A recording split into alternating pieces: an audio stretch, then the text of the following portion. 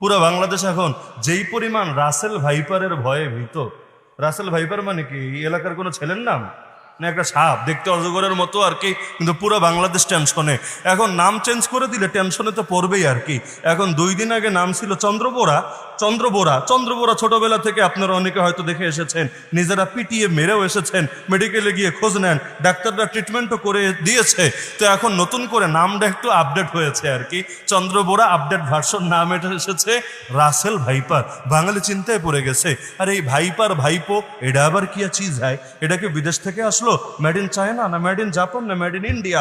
বহুত টেনশনে। আর গুজববাজরা তো বসেই আছে, কারণ এগুলো যত মার্কেটে ছড়ানো যাবে, সিলেটের বন্যার কথা মানুষ তত ভুলে থাকবে, ব্যর্থতার চিত্রগুলো তত ডুবিয়ে রাখা যাবে, আর আলেম ওলামার উপরে যত জুলুম হয় এগুলো তো সব মিছে যাবে। ফিলিস্তিন নিয়ে, ধোকা খোলা নিয়ে মানুষ বহুত আন্দোলন করছিল, ওই সেন্টিমেন্টটা ঘুরিয়ে দেওয়া যাবে। কারণ আজে বাজে